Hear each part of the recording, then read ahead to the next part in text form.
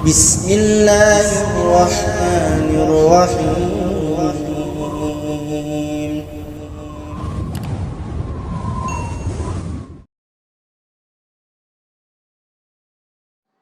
Bismillahirrahmanirrahim.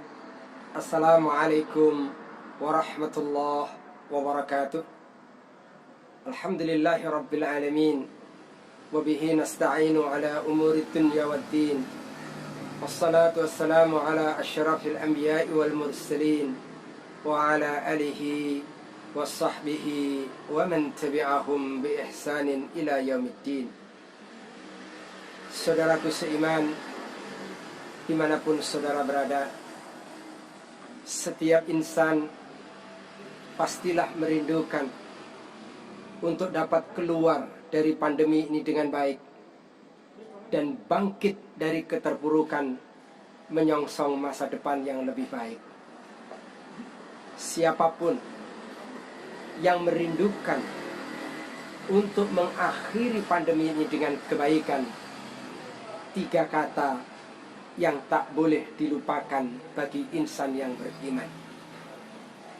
Tiga kata itu, satu, bernama istighfar. Tiga kata itu yang kedua, bertaubat. Dan ketiga adalah bertauhid. Beristighfar dan bertaubat dalam arti menyadari, mengakui atas dosa-dosa yang pernah dilakukan di masa lalu, yang boleh jadi dari dosa-dosa yang dilakukan oleh masa lalu, baik orang yang paling tinggi maupun rakyat jelata, pejabat tinggi maupun rakyat jelata, orang yang paling kaya maupun orang yang paling miskin, orang yang tinggi ilmunya maupun orang yang rendah ilmunya. Dia menyadari mungkin dalam perjalanan selama ini ada kesalahan-kesalahan, ada dosa-dosa, ada kemungkaran-kemungkaran yang telah dilakukannya.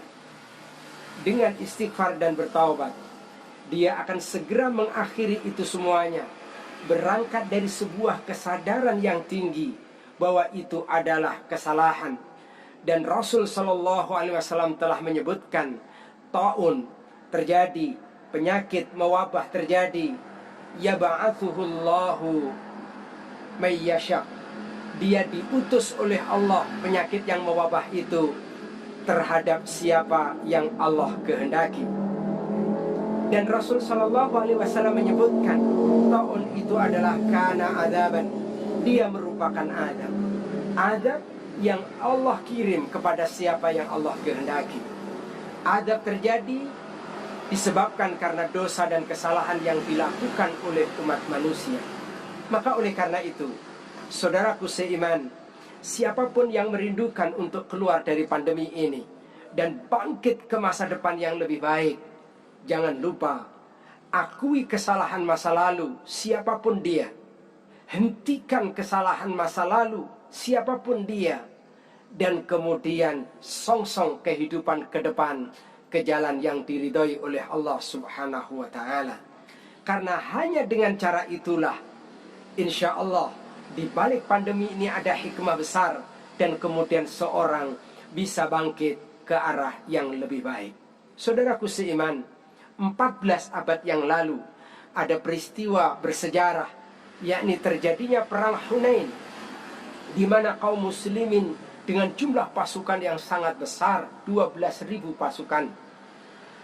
Mereka sangat yakin kaum muslimin akan kemenangan yang diraihnya. Bahkan dia takjub terhadap jumlah yang banyak. Dia menyandarkan pada jumlah yang banyak itu. Ternyata apa yang terjadi, ketakjuban dia terhadap jumlah yang banyak itu, ternyata menjadi sebab dari kekalahan.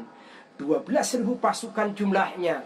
Ternyata apa yang terjadi, Al-Quran melukiskan, falam yughni ankum syai'a. Jumlah pasukan yang banyak itu tak satu pun, tak sedikit pun bermanfaat untuk kaum muslimin. Bahkan bumi Hunain yang sedemikian luas terasa sempit oleh kaum muslimin dan pasukan Islam. Walaupun mayoritas mereka lari tunggang langgang meninggalkan medan perjuangan, Tapi apa yang kemudian terjadi? Rasulullah SAW segera menyeru mereka kembali ke jalan yang diridhoi oleh Allah. Rasulullah mengatakan, "Ana nabi la kadhib." Aku ini adalah nabi, aku tidak pendusta, aku bukan pendusta. Ana ibnu Abdul Muttalib, aku ini adalah anak keturunan dari Abdul Muttalib. Bahkan Rasul meminta kepada pamannya Al-Abbas untuk menyuarakan itu semuanya agar supaya sampai di tengah para sahabat yang sedang lari tunggang langgang. Ana nabi la kadhib, ana ibnu Abdul Muttalib. Saya ini nabi, saya ini bukan pendusta, dan saya ini adalah keturunan Abdul Muttalib. Sadarlah kaum muslimin saat itu tentang kesalahan yang terjadi pada dirinya. Seolah-olah kemenangan itu dia rasakan, dia akan dapatkan dengan jumlah yang banyak. Lupa dia bahwa kemenangan itu harus diraih dengan pertolongan Allah Subhanahu wa ta'ala.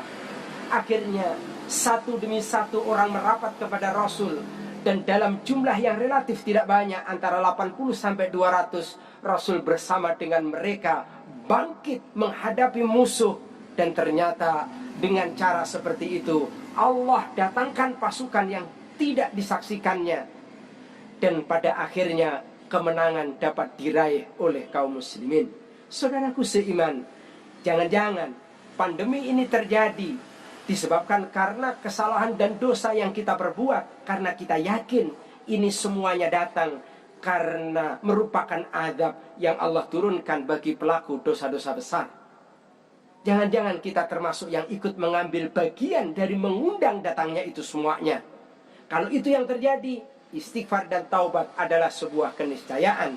Dan kita harus bangkit dengan tauhid, yakin bahwa pandemi ini datang dengan seizin dan kekuasaan Allah. Dan pandemi ini harus kita mohonkan kepada Allah untuk menghilangkannya. Dan setelah kemudian pandemi ini sirna, kita harus kokohkan, kuatkan tauhid yang ada pada diri kita. Jangan sekali-kali berbuat syirik, mensekutukan Allah Subhanahu wa ta'ala, karena hanya akan mendatangkan kebinasaan, karena hanya akan mendatangkan musibah demi musibah yang akan menimpa seseorang. Oleh karena itu, saudaraku seiman, sekali lagi, siapapun yang merindukan untuk meraih sebuah kebaikan di balik pandemi ini dan bangkit ke depan dengan lebih baik daripada yang sebelumnya, 3 kata kunci: istighfar, taubat, dan tegakkan tauhid di dalam kehidupan. Dengan 3 modal itulah insya Allah kita akan bisa bangkit dari pandemi yang sedang kita hadapi sekarang ini. Mudah-mudahan kita bisa mengambil pelajaran dari ini.